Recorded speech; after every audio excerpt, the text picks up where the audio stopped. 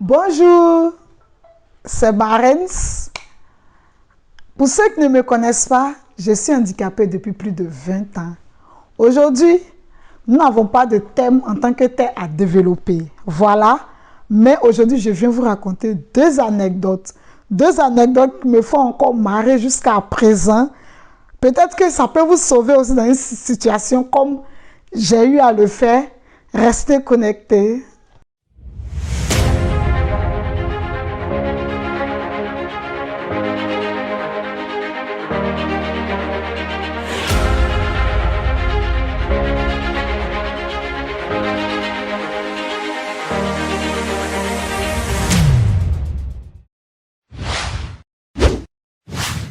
Il y a quelques années de cela, j'étais allée au plateau d'Okuy rendre visite à des amis.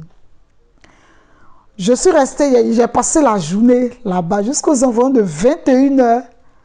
Je m'apprêtais à rentrer. On arrête un taxi-compteur. Je monte dans le taxi. En cette période, j'habitais Yopougon. Voilà. Donc, on arrête le taxi, plateau d'Okuy pour Yopougon. Je monte dans le taxi, je suis toute seule. Il fait nuit, voilà. Et comme ça, pendant le chemin, il n'y avait pas d'embouteillage. L'autoroute était vraiment déserte. Il n'y avait pas d'embouteillage, tout. On pouvait aller sans problème. Le constat que je fais, je vois que le chauffeur, il a mis un clignotant à gauche. Or, à gauche, là où il veut tourner, là, c'est dans un endroit noir. J'ai dit, Dieu, le coin est noir. En cette période, on agressait beaucoup dans les taxis-compteurs. Quand j'ai vu ça, j'ai anticipé en même temps. J'ai dit, chauffeur, il dit oui. J'ai dit, tu veux tourner à gauche? Il dit, non, ma chérie, je vais prendre un raccourci. Tu as menti. C'est dans ce coin noir-là tu veux tourner. D'abord, même pour commencer, il faut garer. Il sait. Il dit, chauffeur,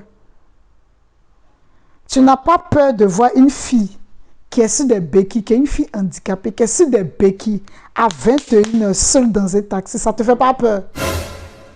Quand j'ai dit ça au chauffeur, et puis j'ai même ajouté que je ne serai pas responsable de ce qui va arriver. Parce que tout le monde n'est pas humain. En temps, je faisais ça, mon cœur battait comme ça. Soit il va me laisser là, il ne va pas continuer le chemin avec moi. Je fais comment sur l'autoroute là. Soit, je ne sais pas, en tout cas, je ne sais pas quel courage j'ai eu. Et puis j'ai dit ça au chauffeur. Le chauffeur a eu peur, il a démarré la voiture. J'ai dit, il roulait à vive allure. Il dit, mais vas-y doucement.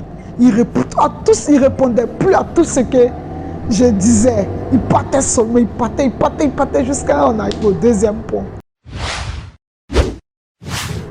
Voici la voix de Sipores, pour ceux qui connaissent bien. Il voit qu'on rentre maintenant dans Yopougon.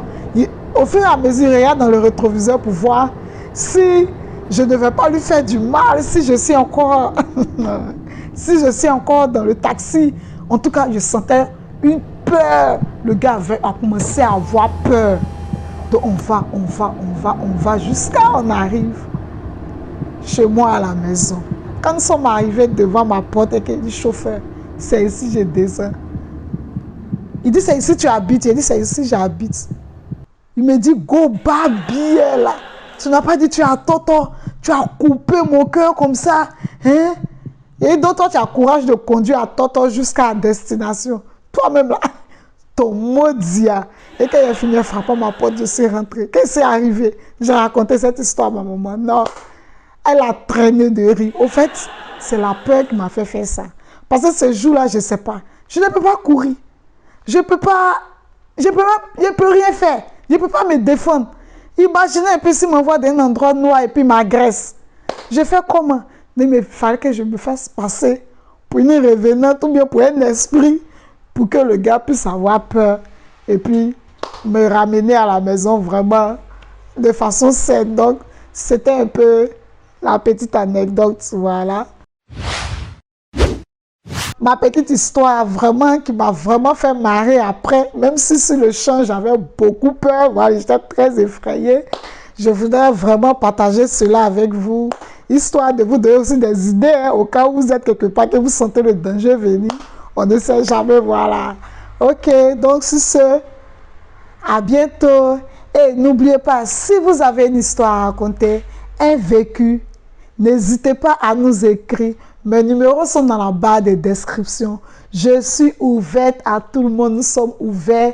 Nous allons vous répondre. Et puis, si vous voulez qu'on vienne raconter votre histoire, il n'y a pas de problème. Je suis ouverte. Voilà. Si vous avez même une anecdote, même, vous pouvez les mettre en commentaire. On peut la raconter pour vous si vous le voulez. Merci et que Dieu vous garde.